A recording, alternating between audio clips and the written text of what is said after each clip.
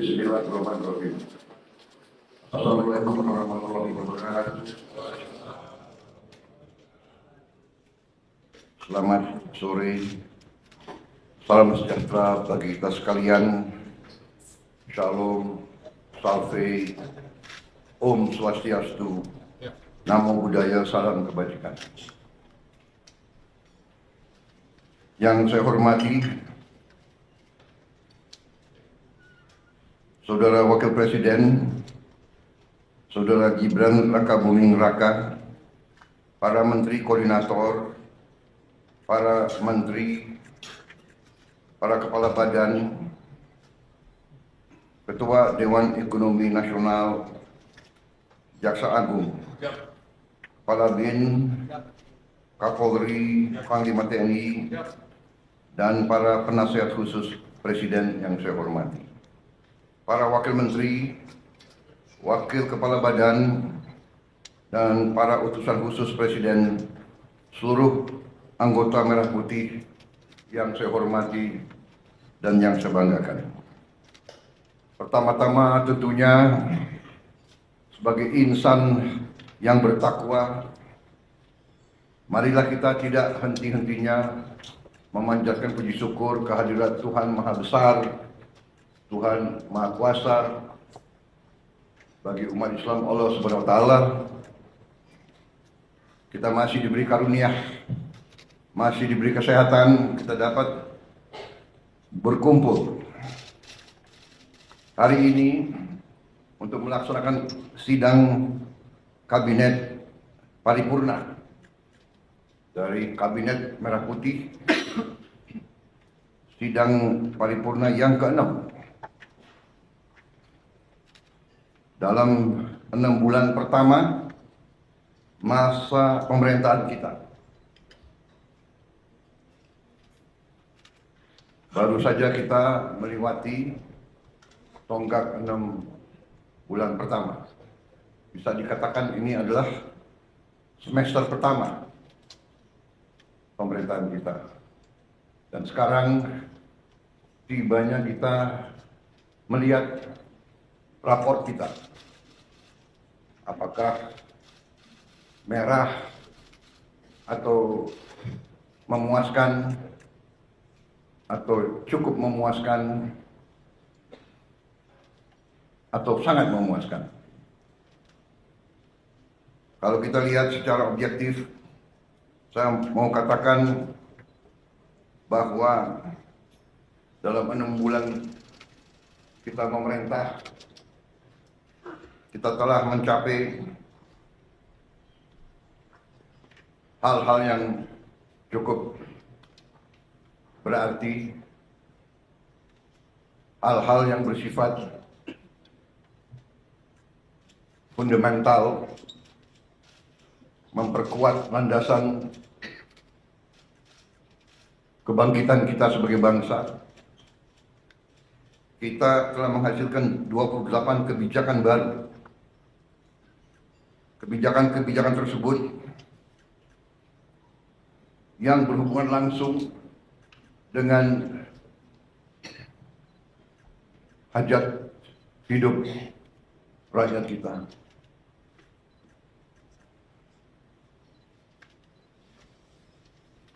Hal-hal ini kita lakukan dalam waktu yang cukup singkat, yang tidak diperkirakan bahwa kita mampu mencapai itu dalam waktu yang singkat. Walaupun 28 kebijakan baru, namun produk-produk untuk mencapai kebijakan-kebijakan tersebut saya hitung mungkin lebih dari 100, bahkan mendekati 200. Jadi satu kebijakan mungkin membutuhkan beberapa produk. Apakah itu Kepres, apakah itu PP, apakah itu Perpres, apakah itu Inpres, apakah itu sekedar hanya surat edaran. Tetapi inilah bagaimana kita menjalankan roda pemerintahan. Saudara-saudara sekalian, saya ingin kita secara objektif menilai diri kita. Kalau kita tidak objektif, kita bisa masuk jebakan bahwa kita menganggap diri kita sudah mampu, padahal kita tidak mampu. Kita sudah melihat bahwa arah kebijakan kita benar, padahal tidak benar. Saya ingatkan agar kita sadar bahwa pemerintahan sebuah republik, apalagi republik sebesar kita, republik yang mewadahi dan menaungi 280 juta manusia lebih.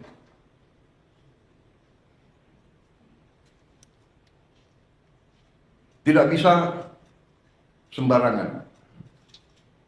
Bisa diibaratkan sebuah pendulum di atas bergerak sedikit, tapi pendulum yang di bawah bergeraknya sangat lebar. Keputusan yang keliru di atas akibatnya tidak mudah bagi mereka yang paling di bawah. Kita harus ingat juga azimut sebuah kompas. Kita deviasi sedikit di awal, setelah kita berjalan beberapa ribu meter, bahkan kilometer, itu deviasinya sangat besar. Di awal deviasi kita 1 derajat, di ujungnya sudah menyimpang jauh sekali. Saudara-saudara, dalam memerintah, saya ingatkan kepada kita sekalian bahwa sumber kekuasaan kita, sumber wewenang kita adalah Undang-Undang Dasar Negara Republik Indonesia tahun 1945. Kita sering mengucap itu, kita sering menyatakan bahwa Pancasila adalah dasar negara dan kita selalu mengacu pada itu. Tapi marilah kita jujur kepada diri kita sendiri. Apakah kita benar-benar sudah menggunakan Pancasila dan Undang-Undang Dasar 1945 dengan sebenar-benarnya atau tidak? Karena menurut pendapat saya, Undang-Undang Dasar kita, Undang-Undang Dasar 1945, sungguh suatu produk yang luar biasa. Tetapi sebagaimana saya katakan, menurut pendapat saya, elit bangsa telah sadar atau tidak sadar deviasi daripada Undang-Undang Dasar 45.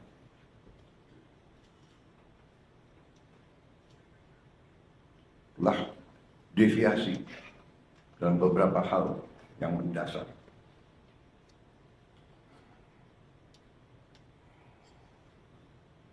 Kalau kita deviasi yang saya katakan, di awal penyimpangannya sedikit, di ujungnya penyimpangannya besar. Saya ingatkan bahwa rancang bangun Undang-Undang Dasar 1945 kita luar biasa. Rancang bangun yang telah dibuat oleh pendiri bangsa kita luar biasa. Kenapa? Karena pendiri-pendiri bangsa kita mengalami penjajahan, mengalami imperialisme, mengalami penindasan, mengalami kapitalisme yang dibuat untuk menjaga bahwa rakyat kebanyakan tetap miskin. Pendiri-pendiri bangsa kita mengalami penjajahan imperialis. Dua imperialis yang dialami, Barat, Belanda, dan Jepang. Sekarang kita baik, dan kita harus baik. Kita tidak mau dendam. Kita tidak dendam sama bangsa Belanda, tidak dendam. Kita tidak dendam dengan bangsa Jepang. Tapi kita pernah dijajah, pernah ditindas. Kekayaan kita diambil terus-menerus.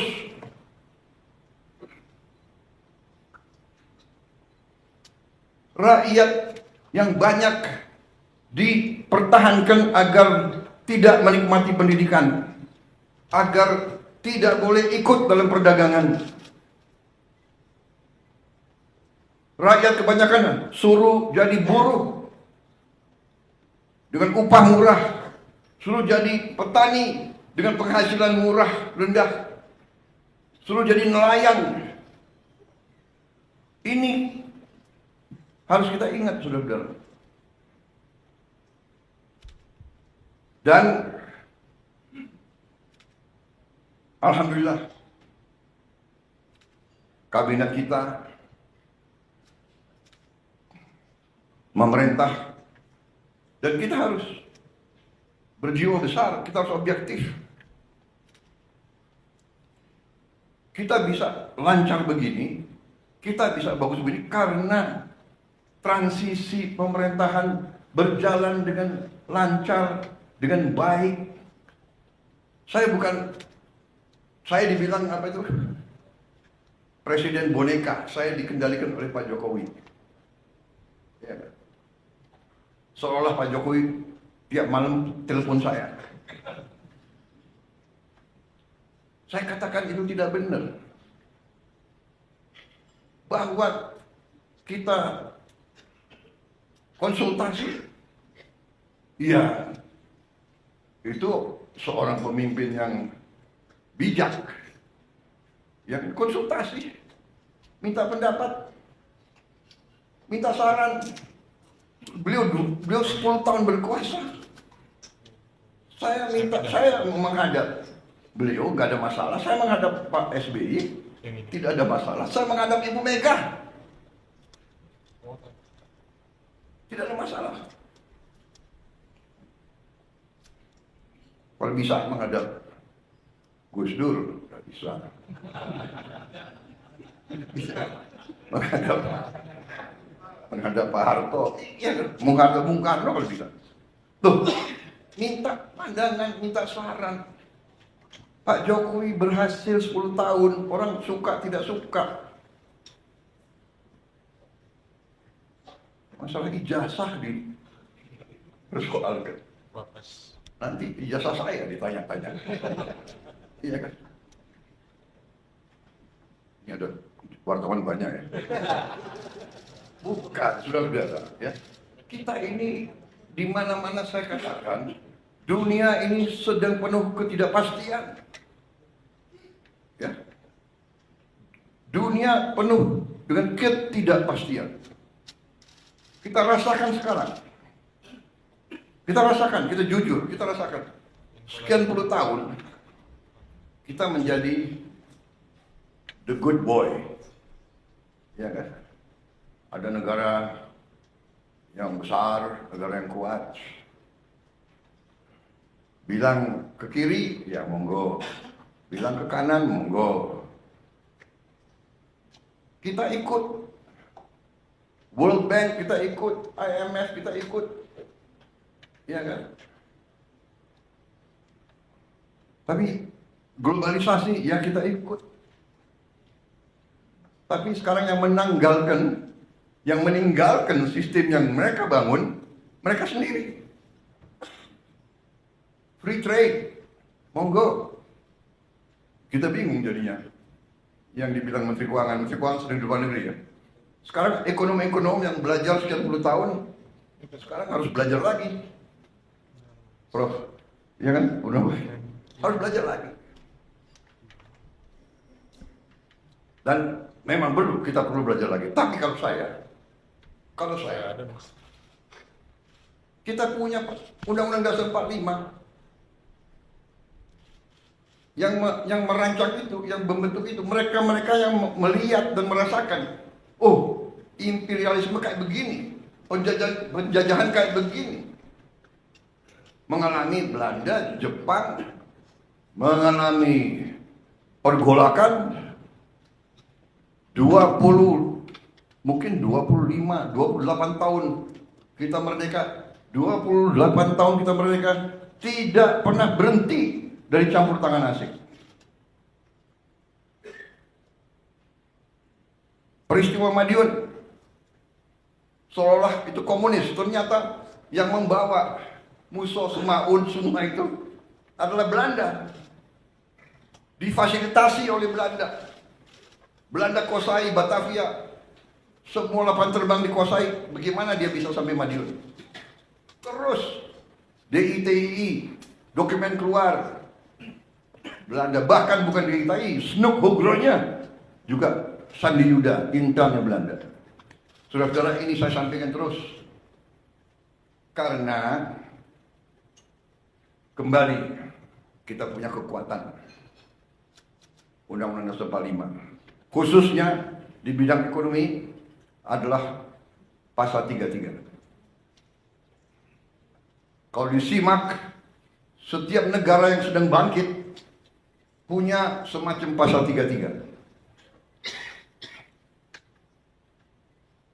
Jadi saudara-saudara, 6 bulan yang kita telah kerjakan, ternyata menurut saya kita boleh bangga dengan prestasi kita. Dan untuk itu saya ingin mengatakan bahwa sungguh-sungguh saya apresiasi, saya terima kasih kepada semua menteri, wakil menteri, kepala badan, wakil kepala badan dalam tim kita, dalam kabinet merah putih. Saya merasa kita bisa mencapai ini karena kerjasama yang baik di antara kita. Saya merasakan teamwork. Dalam 6 bulan kita kabinet paripurna hanya 6 kali. Ratas-ratas juga tidak terlalu sering. Saya paham, sebagian dari Anda mungkin ketemu saya tidak sering yang kita inginkan. Tetapi hasil kita, hasil diskusi kita, hasil keputusan kita terwujud, terlaksana, dan dirasakan oleh rakyat Indonesia. Saudara-saudara, apa yang ingin saya sampaikan? Mari kita lihat dengan tolok ukur yang objektif, yang jelas. Salah satu tonggak pemerintahan di setiap negara adalah mampu atau tidak kita menjaga inflasi.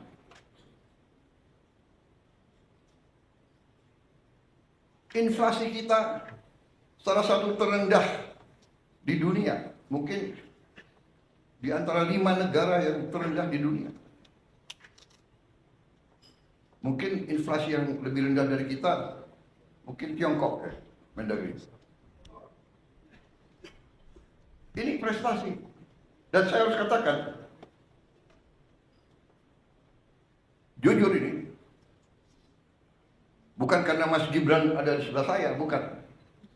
Ini objektif. Ini salah satu hasil daripada kepemimpinan dan manajemen Pak Jokowi. Mungkin pengalaman beliau sebagai wali kota membuat beliau ngerti bagaimana memanage inflasi yang mungkin nggak ada di buku, nggak diajarkan di Harvard atau di MIT. Ada lulusan Harvard nggak di sini? Saya tidak. Saya sangat kagum sama Harvard.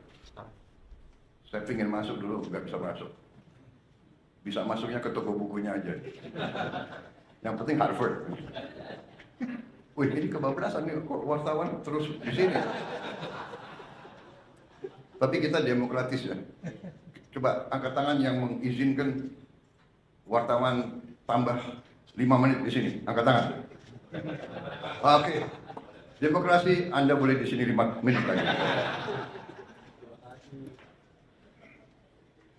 Gak apa-apa, karena ini sesuatu yang baik ya. Bahwa saya sebagai, bisa dikatakan saya adalah di sini apa ya, sebagai manajer tim ya. Loh, kalau tim saya berhasil ya saya harus muji dong. Benar nggak? Nggak apa-apa.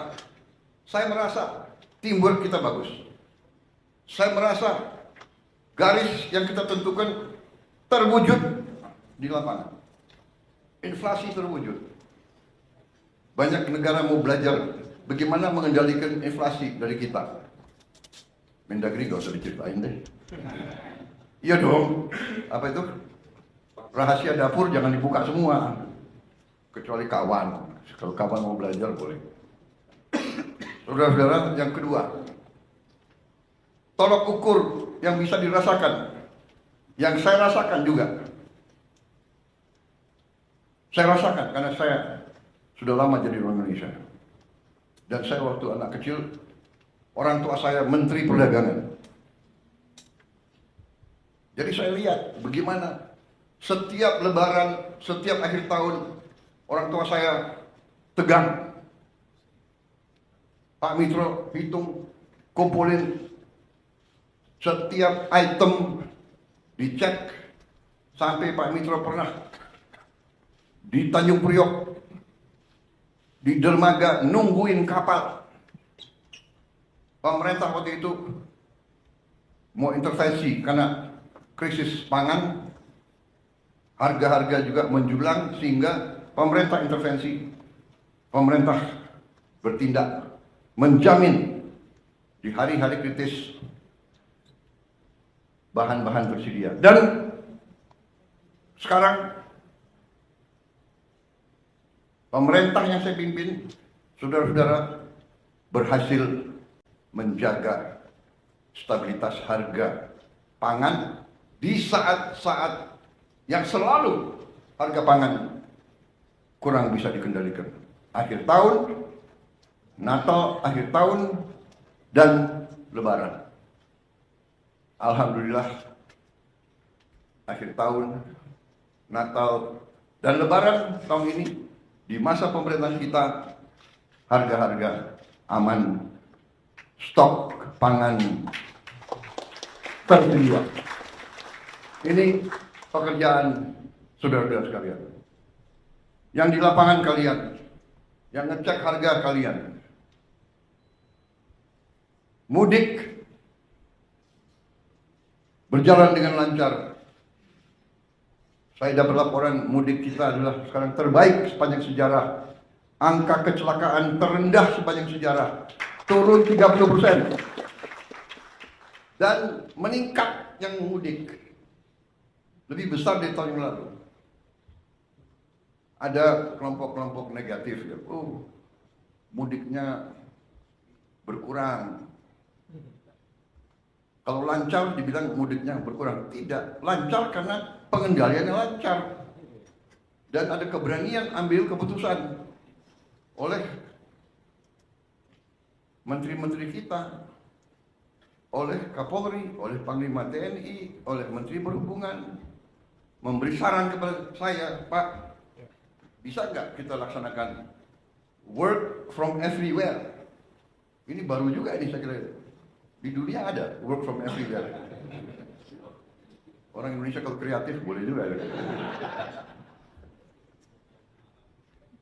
Jadi mereka pulang sudah jauh sebelum libur. Kalau itu Indonesia semangat itu. Pulang sebelum libur.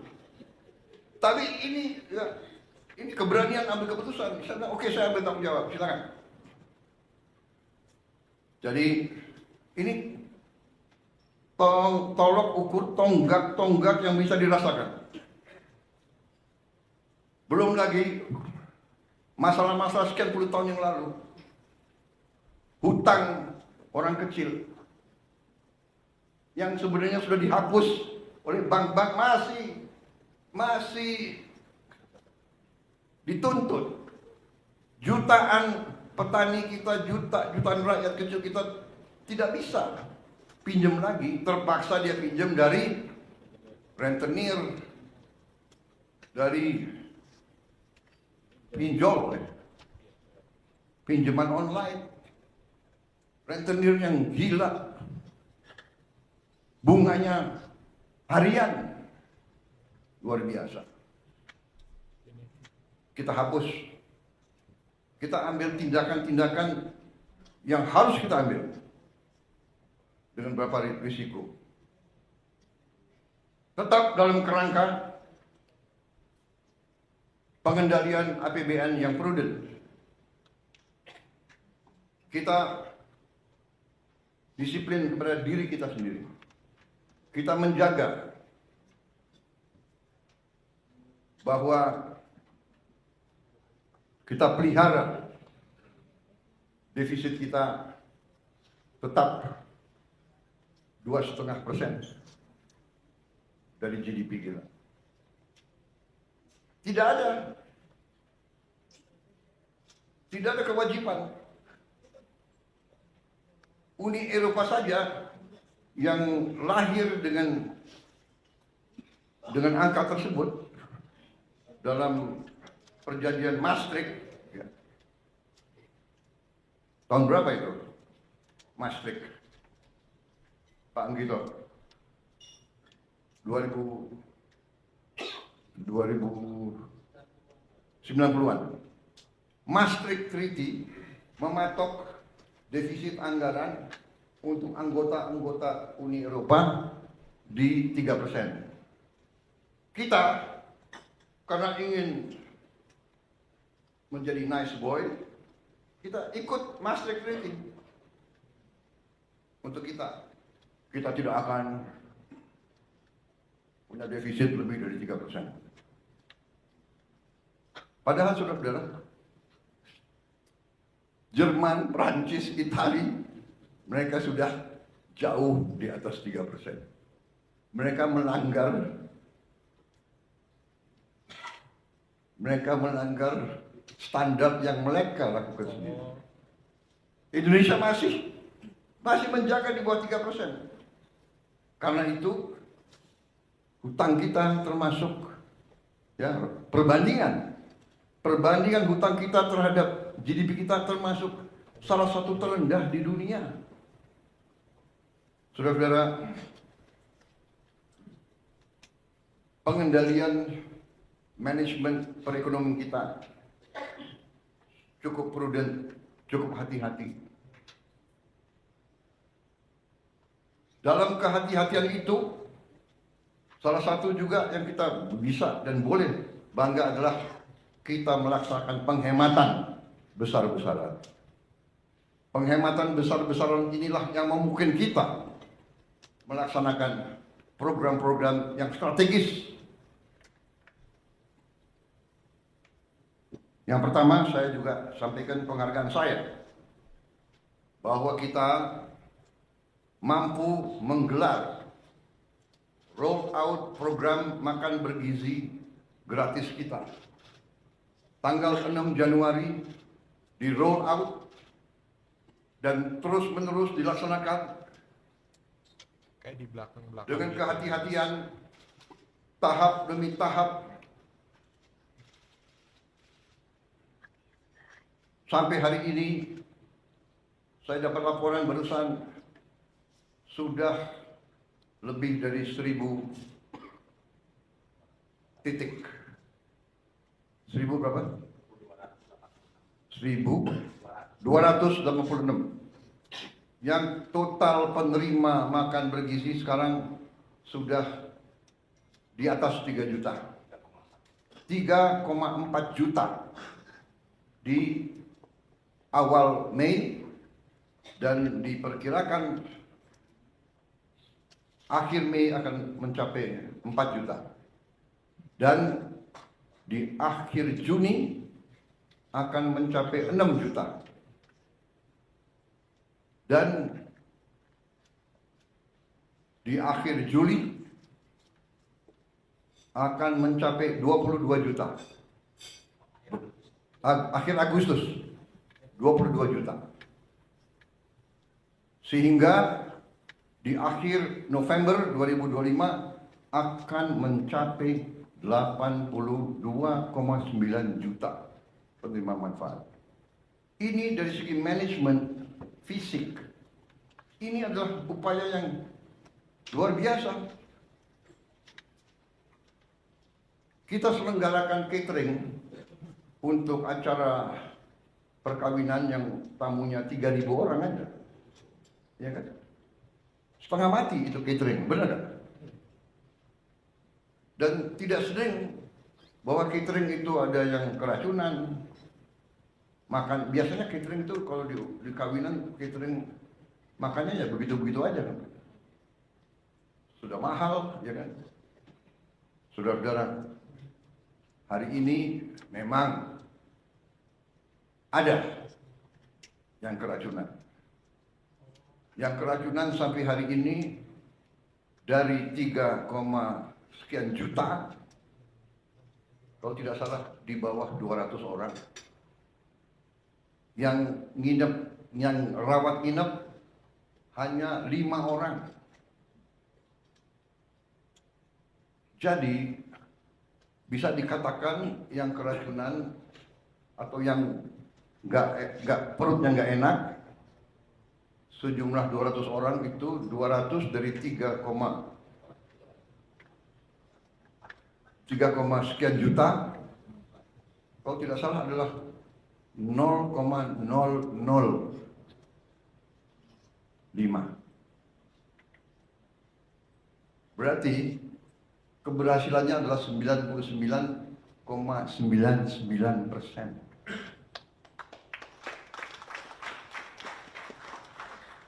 Di mana ada usaha, ya, usaha manusia, di mana di bidang pekerjaan apapun, kalau 9,99% keberhasilan, oke dong. Walaupun kita tidak boleh cepat puas, Pak Dadan ya. Kita harus lihat nanti Desember 2025. Tapi saya hargai karena Kepala Badan BGN dan seluruh jajarannya mengatakan, Pak, sasaran kita adalah zero penyimpangan, zero kesalahan. Dan kita mengerti, tidak gampang. Di dapur itu yang bekerja 50 orang, satu dapur yang bekerja 50 orang. Ya kan? Yang saya sidak bagus, pakai tutup kepala, sarung tangan, baju kayak apa itu? APD.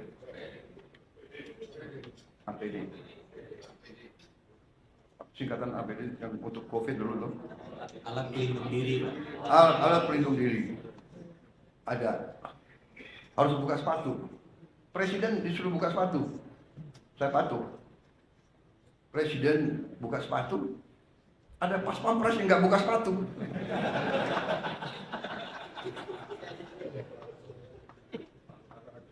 Dia semangat harus menjaga. Masa ada pas pampres lari-lari nggak pakai sepatu? Ya tapi di dapur ya buka sepatu, ya kan? Sama kita masuk ICU, nggak ada alasan masuk ICU buka sepatu. Tapi maksud saya adalah ini adalah sesuatu prestasi. Saya sendiri terus begini. Jadi makan bergizi digelar yang orang tidak mengira, banyak yang tidak mengira, banyak yang nyinyir, banyak mengatakan impossible. Nah itulah kita buktikan dengan niat baik, dengan tekad, dengan menggunakan rumus-rumus yang benar. Pemerintahan itu matematik kok. Kalau niat baik, rumus benar, pelaksanaannya bertekad yang baik, insya Allah akan mencapai sasaran. Tapi kalau kita punya niat yang tidak baik, pemimpin sudah datang niat untuk cari kekayaan dirinya, kekayaan kelompoknya, kekayaan partainya, nah ini pasti menyimpang. Sudah pasti. Tidak usah orang pinter untuk menilai seperti itu. Makanya saya terima kasih. Ini sesuatu yang objektif. Makan bergizi berjalan. Apakah ada kekurangan? Ada. Dan kekurangannya itu juga karena juga adat istiadat budaya kita juga. Saya masuk satu ruangan anak-anak 30 orang, yang 20 mau pakai sendok, ada 10 yang nggak mau pakai sendok. Ya, tidak salah dia terbiasa makan tidak pakai sendok, tapi kita mendidik dia, kita mengajarkan dia cuci tangan. Jadi bisa saja yang keracunan adalah hal-hal seperti itu. Hal-hal sepele. Tapi mendasar, dan mungkin gurunya ya sayang sama anak-anaknya. Dan mungkin juga dalam paket itu kepala BGN dalam ompreng yang diberikan mungkin tidak ada sendoknya. Benar kan? Nah, jadi inisiatif orang tua membekali sendok. Nah, ini mungkin harus disosialisasikan ya. Ya kan? Atau memang kita bisa cari sendok-sendok yang tidak terlalu mahal. Ya kan? Yang kedua juga yang saya lihat pelaksanaan dari BGN yang juga terpengaruhi oleh adat istiadat atau kebiasaan. Selain tadi ada yang anak-anak yang malas cuci tangan, ya kan? Tidak mau pakai sendok, ya kan? Ada juga, maaf, yang nggak biasa dengan makanan-makanan. Sebagai contoh, ada yang pertama-tamanya kalau dikasih susu, dia nggak cocok kasih susu karena dia tidak pernah minum susu seumur hidupnya. Itu namanya lactose intolerant. Ya, tapi setelah berapa minggu, kalau pertama-tama saya kira 2 minggu pertama dia akan istilahnya akan apa? Diare. Ya kan? Karena ada wartawan saya pakai istilah yang ilmiah diare. Kalau istilah sehari-hari apa? Benar-benar masalahnya itu. Dia nggak pernah minum susu. Kita kasih susu. Dia butuh waktu penyesuaian. Tapi on the whole, makan bergizi ini adalah sesuatu yang saya cukup membanggakan. Banyak pimpinan negara datang ke Indonesia yang dibahas antara lain makan bergizi.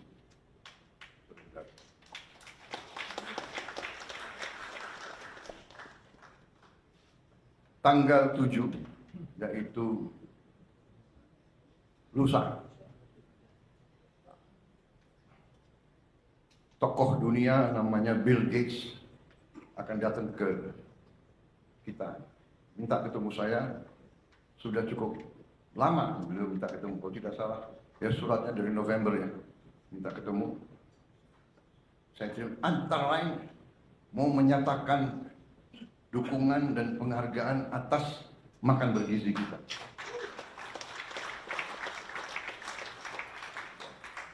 Saya merasa sangat besar hati, tapi saya merasa jangan memuji kita, kita belum berhasil. Kita berhasil insya Allah Desember 2025. Kalau kita buktikan bahwa kita bisa menyelenggarakan 80, kita bisa antar makanan tiap hari ke 82,9 juta rakyat kita dalam keadaan bersih, keadaan aman, keadaan bergizi. Pada saat itulah boleh kita terima ucapan selamat. Tapi karena beliau mau datang, beliau saya dengar mau menyatakan solidaritas sama kita. Bahkan beliau mau bantu kita, saya tidak tahu bentuknya apa. Hanya saya katakan bahwa kita diberi bantuan, tidak diberi bantuan, diberi penghargaan, tidak diberi penghargaan. Kita laksanakan ini karena kita yakin bahwa ini benar dan ini adalah suatu investasi di anak-anak kita. Dan bahwa kita harus mengurangi kemiskinan di rakyat kita. Saya sering terharu. Saya dapat laporan dari Menteri Sosial, baru datang dari Jawa Tengah. Beliau cerita, karena kita juga dalam waktu dekat akan buka minimal 100 sekolah berasrama yang dialamatkan untuk saudara-saudara kita, rakyat kita yang berada dalam kelompok ekonomi yang paling rendah, desil 1 dan desil 2.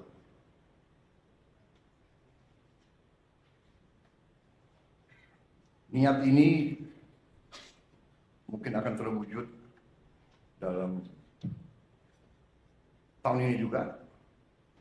Menteri Sosial dan Menteri Pendidikan Dasar Menengah bertekad bahwa 53 sekolah akan digelar bulan Juli ini. Bolak-balik saya katakan, jangan dipaksa. Ya. Berbuat, tapi kita tidak usah ngejar tanggal. Yang penting kita berbuat. Tapi mereka yakin, mereka ingin mendapat hasil terbaik cepat. Saya silakan. Tapi ujungnya nanti saya kira ini akan sangat dirasakan oleh orang yang paling bawah. Tapi kembali kepada prestasi kita selama 6 bulan.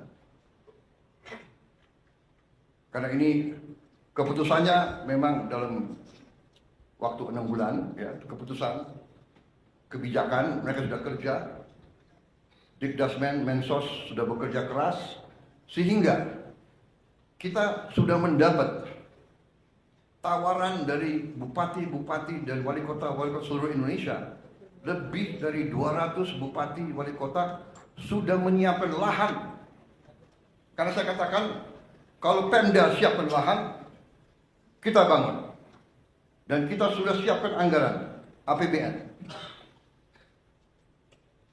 Ternyata sambutannya lebih dari 200, ya, Mensos sudah siapkan lahan. Antara sekitar 5 hektar sampai 8 hektar. Lumayan. Sekolah SD, SMP, SMA 5 hektar saya kira jarang itu di Indonesia. Saya tadinya minta 20 hektar. Maksud saya antusiasme dari bawah.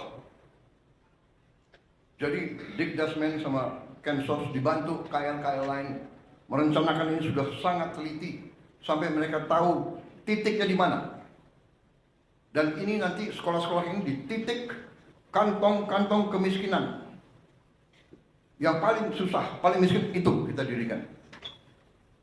Mereka sudah sampai demikian, mereka sudah tentukan persiapannya sudah cukup matang. Ini saya kira akan dimatangkan 2-3 minggu lagi dan akan dilaksanakan dengan baik. Dan kita sudah merancang biaya pembangunan kampus tersebut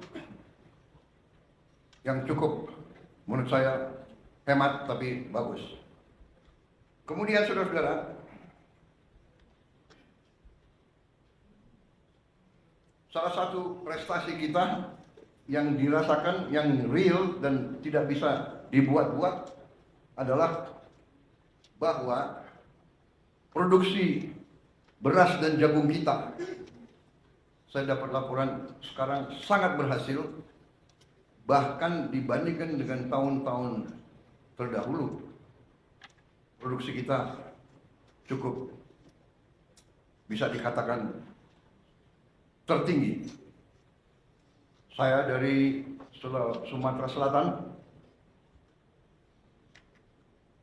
Hasil di Sumatera Selatan produksi berasnya yang tiap tahun berkisar 3 juta ton.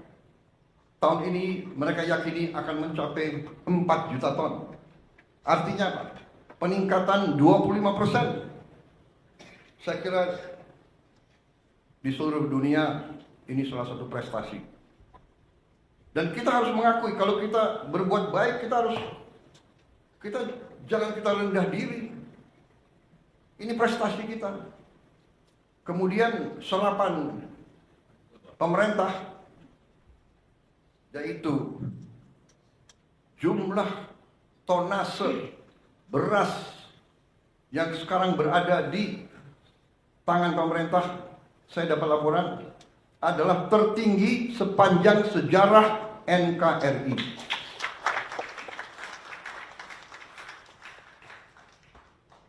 Belum pernah kita, pemerintah, menguasai, memiliki jumlah tonase beras sebesar sekarang. Saudara-saudara, ini suatu prestasi. Dan ini prestasi bukan datang begitu. Apalagi pertanian. Pertanian itu yang saya katakan tadi, azimut kompas, salah kecil akibatnya buruk. Kita tidak memperhatikan cuaca, El Nino, kekeringan, La Nina. Kita tidak perhatikan krisis pangan. Tapi alhamdulillah pejabat-pejabat kita mengerti, mampu. Bukan saya suka muji-muji, tidak, tapi saya namanya kepala sekolah, kalau ada kan, ada yang berprestasi, saya harus kasih tahu prestasi, benar nggak? Jadi dalam hal ini saya lihat tim pangan, Menteri Pertanian dan timnya, Menko, semua fokus. Untung aja Menteri Pertanian ada di Jakarta hari ini, hadir. Biasanya saya cari, nggak ada. Di mana? Kalimantan Barat, di mana? Jambi, di mana? Duanya, menteri dan wakil menteri, udah hitam sekali. Berarti ini menteri dan wakil menteri mana benar-benar bekerja.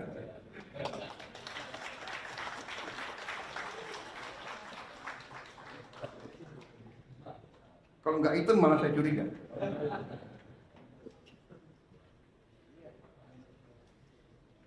Akhirnya Pak Natalius Pigai pengen jadi Menteri Pertanian. Iya, nggak usah. Dia di ruang AC aja masih.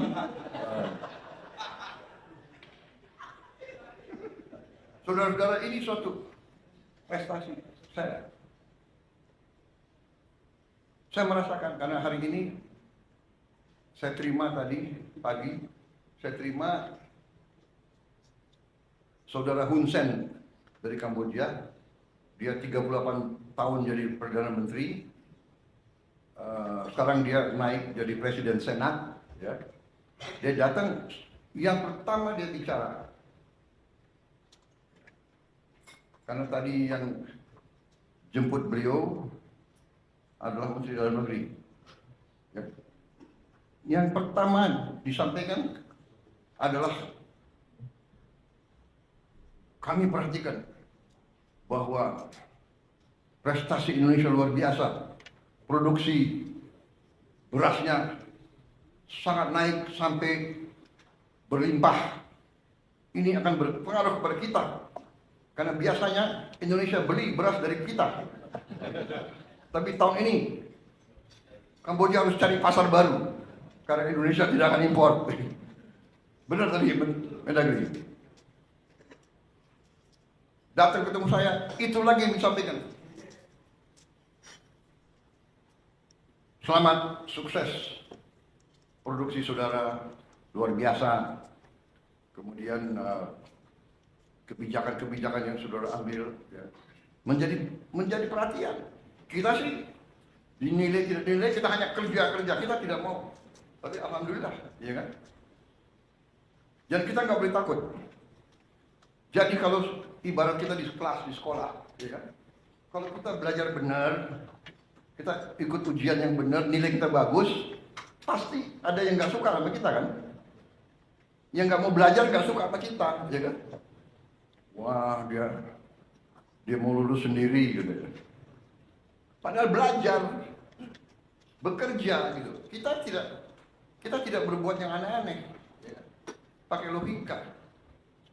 Jadi waktu berapa bulan yang lalu, yang saya katakan prestasi ini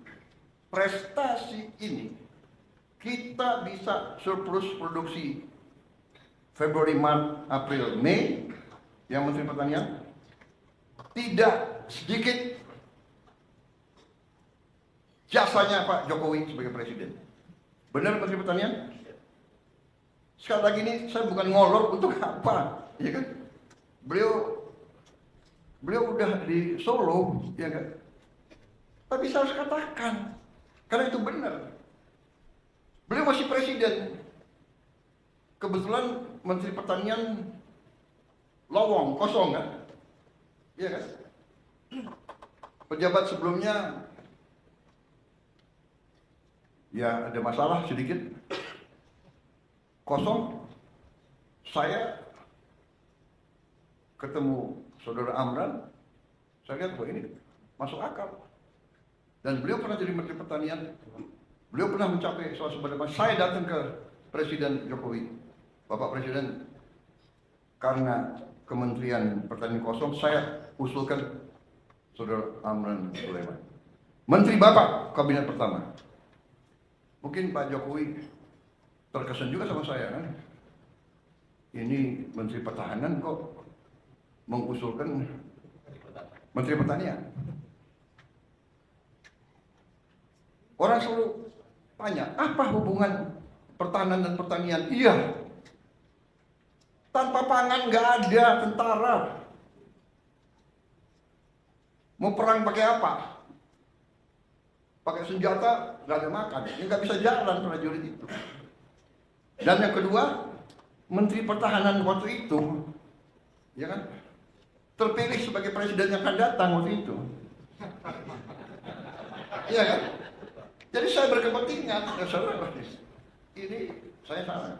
Pak Jokowi dalam hati Pak Jokowi berpikir pasti begini. Nanti Mas Gibran tanya beliau, tanya Bapak. Nah, ini Menhan saya kan ketua Gerindra. Kenapa nggak usulkan kader Gerindra?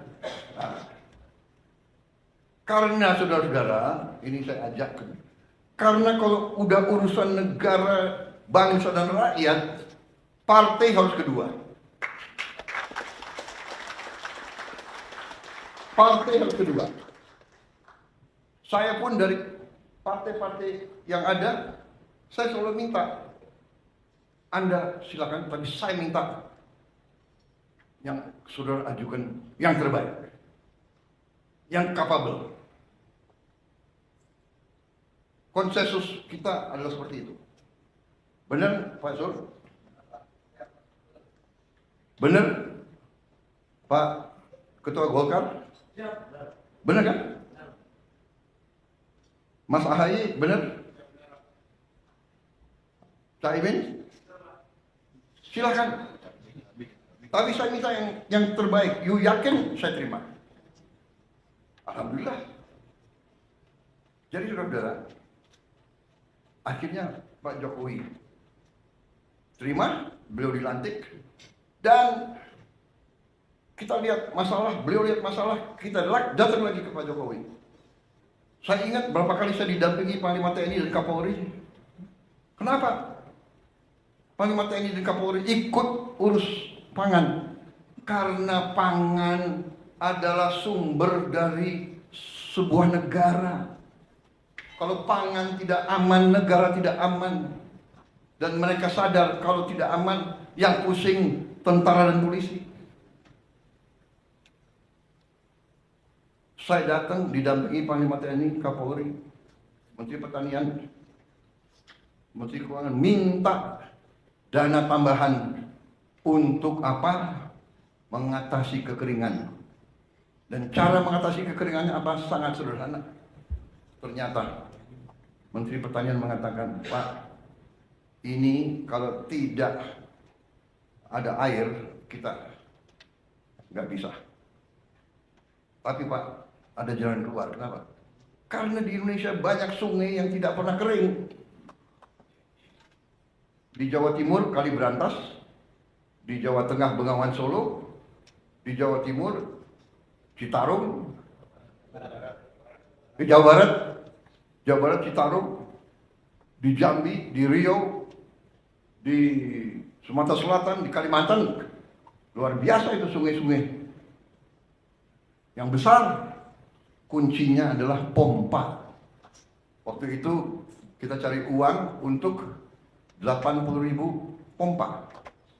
Yang harus kita adakan sebelum musim tanam. Ya setengah mati waktu itu. Sudah dapat itu, saya nggak tahu Menteri Pertanian silapnya kayak apa, ya kan? Uang-uang dari mana beliau alihkan? Kita berhasil datangkan sekian puluh ribu pompa. Yang pasang siapa? Yang terpaksa kita minta lagi dari TNI, dari Polri, bantu. Akhirnya, alhamdulillah, sekarang kita aman karena tindakan sekian bulan yang lalu. Sekian tahun yang lalu. Jadi sekali lagi saudara-saudara, saya mau katakan, alih kekuasaan, transisi yang baik, ya. Pendahulu mendukung pengganti, serah terima yang baik, kita akan maju. Makanya saya katakan, pembangunan bangsa, perjalanan bangsa itu adalah sebuah usaha panjang. Karena itu, saya mengajak kita menghadapi paradigma baru. Bahwa untuk rakyat, kalau sudah kepentingan rakyat dan bangsa, semua pemimpin harus bisa kerjasama. Dan Kabinet Paripurna hari ini adalah di mana saya mengatakan terima kasih kepada semua anggota Kabinet Merah Putih. Kita telah buktikan 6 bulan pertama, kita buktikan kerjasama kita baik, teamwork kita baik. Di sana sini ada keseleo, wajar. Ada khilaf, wajar. Karena kita ada menteri-menteri yang sudah senior, sudah lama pengalaman. Ada yang baru, ya kan? Ya kan, baru menjabat. Saya aja baru menjabat berapa hari presiden, salah jalan di Istana Merdeka. Bener, cari WC, di mana WC? Wajar. Jadi kita sudahlah, saya ya kan ada mungkin juru bicara saya keseleo. Ya namanya manusia, dia juga baru menjabat, benar nggak? Iya kan? Kalau yang senior salah bicara, salah. Ya. Erlangga salah bicara, nggak bisa. Ini yang baru-baru ini, benar nggak? Natalius Pigai, ya maklum lah. Pak Natalius Pigai itu sekarang pakai sepatu, pakai kaos kaki. Ini nanti dicek loh, anggota kabinet yang nggak pakai kaos kaki ini.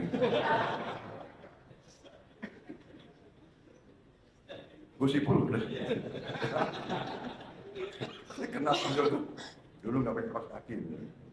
Jadi saudara, ya apa yang kita mencapai ini bukan hal-hal kecil. Saya kira buruh mengatakan bahwa sekarang hampir semua kesulitan mereka pemerintah sekarang paham, dan pemerintah sekarang akan membela dan memperjuangkan hak-hak buruh. Tapi saya juga ingatkan kepada buruh kita akan bela Anda, karena Anda anak-anak kami. Tapi ingat, kita juga harus mengerti kepentingan para pengusaha, karena para pengusaha itu yang punya pabrik-pabrik. Kalau mereka merasa susah, mereka bisa angkat kaki dari sini. Jadi kita sekali lagi Indonesia Incorporated, kerukunan. Bahkan dari mereka pemimpin buruh yang Pak, kalau bisa Bapak kumpulkan Pak 150 dari kami, tolong kumpulkan 150 tokoh-tokoh pengusaha. Ini permintaan mereka. Bapak kumpulkan di istana mana, mari kita bahas kesulitan kami langsung para pengusaha, dan kita cari jalan-jalan yang baik.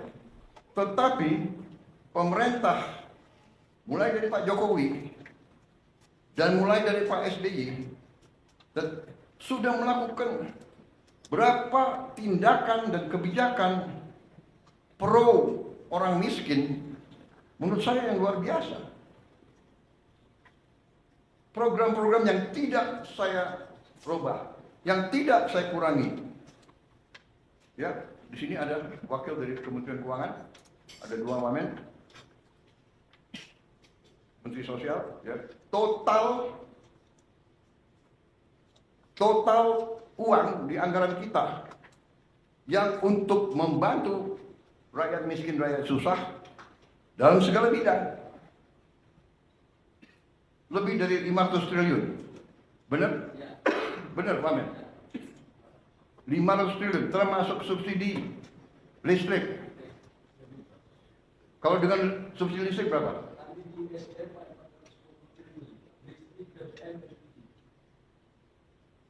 Di Kemsos 500.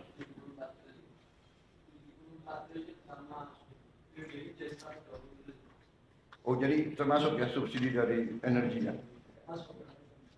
Totalnya semua 500 ya? 500 triliun. Dan saya tidak rubah, dan ini kebijakan pemerintah sebelum saya. Ini adalah, we are a real welfare state. Jadi saya juga katakan kepada para pengusaha, upah saudara bisa relatif masih, upah yang kau kasih ke pekerja relatif bisa dikatakan rendah dibandingkan tetangga-tetangga kita. Karena pemerintah memberi bantuan tunai langsung, ya ada keluarga harapan, transfer langsung dan sebagainya, totalitasnya 500 triliun. 30 miliar dolar lebih.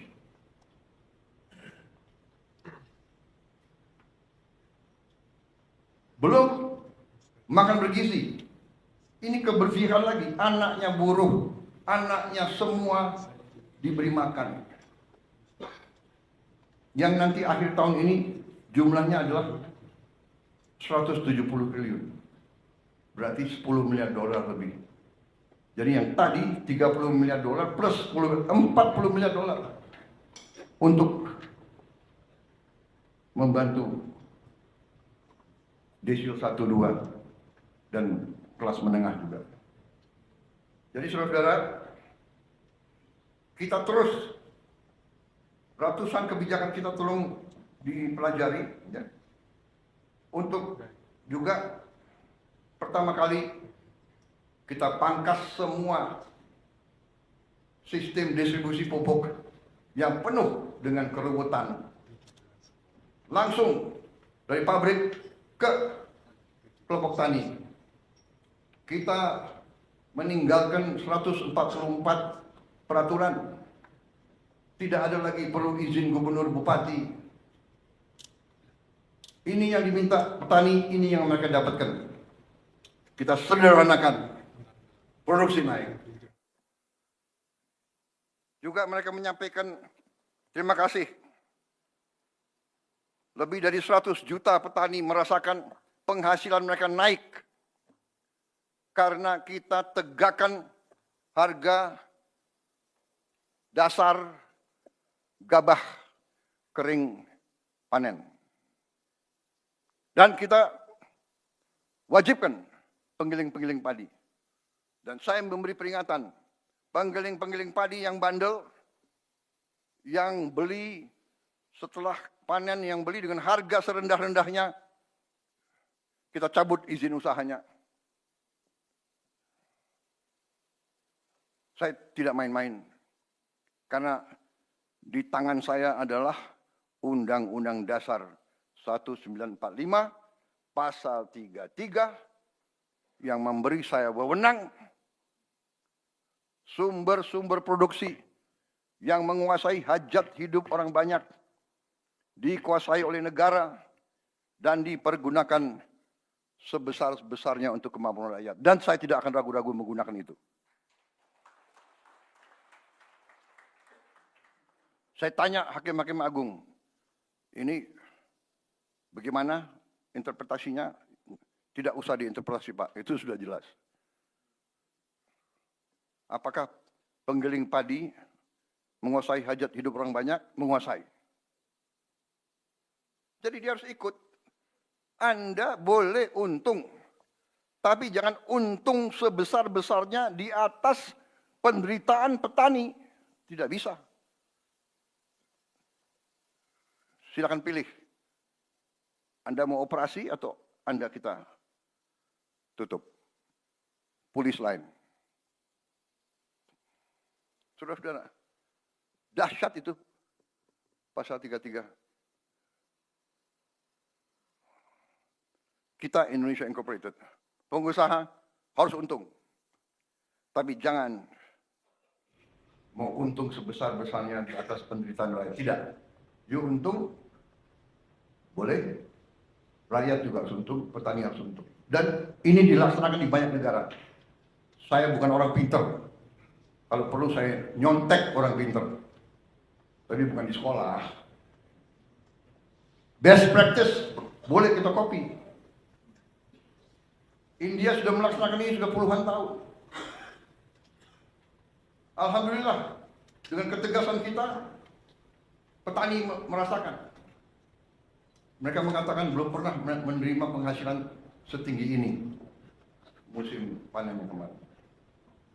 Jadi ini terus ya. Saya dapat laporan stok beras tadi sudah saya katakan tertinggi selama 57 tahun terakhir.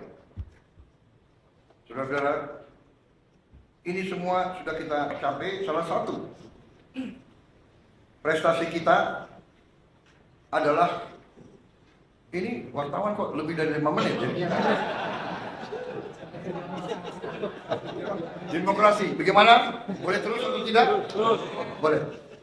Nanti kalau bagian saya marah-marahin menteri, nah kalian keluar.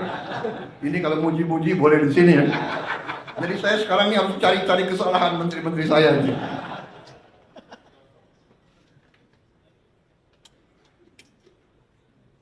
Tapi enggak, saya jujur, saya cari-cari kesalahan mana kesalahannya. Saya lihat saudara bekerja dengan baik kok. Ya kan? Ya bagaimana? Saya ibarat saya kepala sekolah. Murid saya berprestasi. Ya gimana dong? Ya kan? Yang nakal-nakal tegur, ya kan? Saudara, salah satu prestasi yang perlu kita catat adalah kita berhasil membentuk suatu dana investasi, konsolidasi aset-aset kita, dan antara Daya Anagata Nusantara yang berhasil kita lakukan dalam 4 bulan pemerintahan kita. Kalau tidak salah, bulan Februari 24. Benar ya? Februari 24 kita sudah hitung tanggalnya.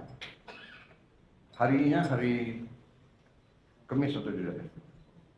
Pokoknya 24 Februari 2025. 2 tambah 4 6, ya kan? Bulan 2 6 tambah 2 8. 2025 adalah 9 ya. 8 tambah 9 17. 1 tambah 7 8. Berarti itu tanggal baik dan antara berhasil.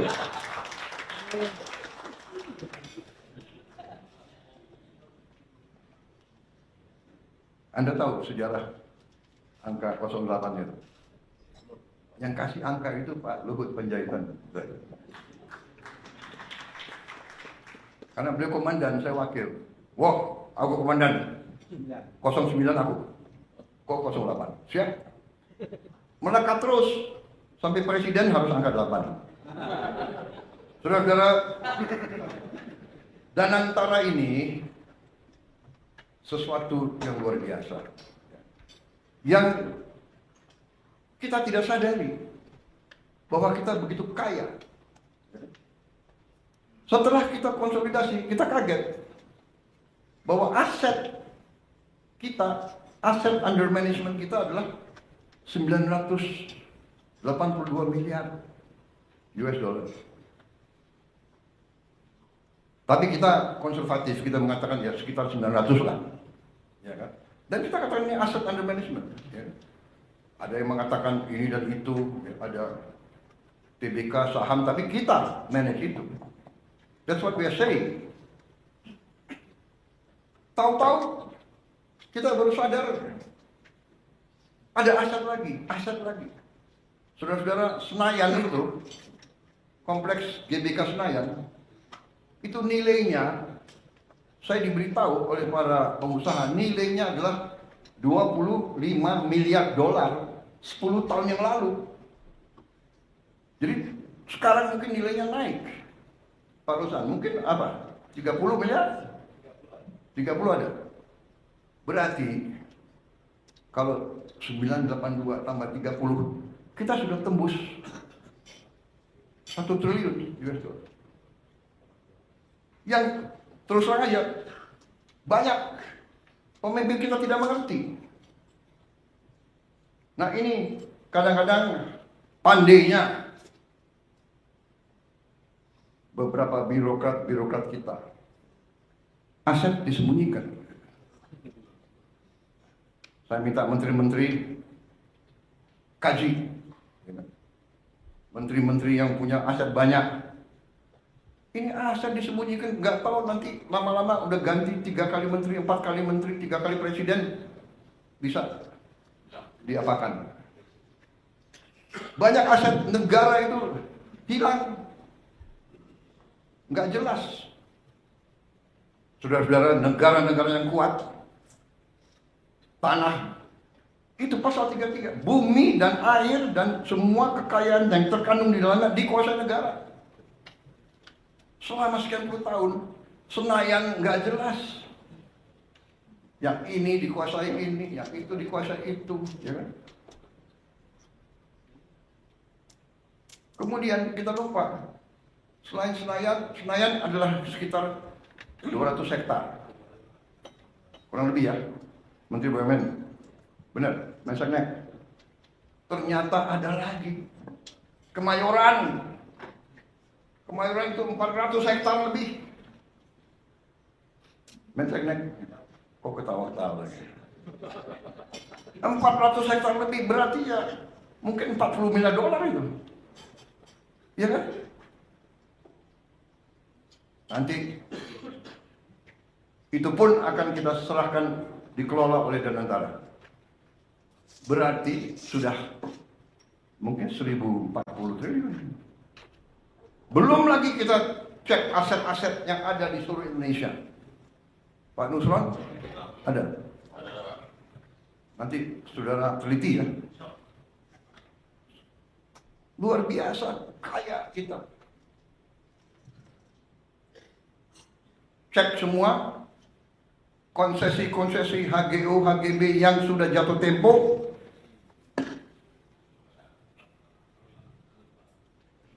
Kembali ke negara. We are very rich. Sekarang saya gagah kemana-mana tuh. Indonesia punya sovereign wealth fund.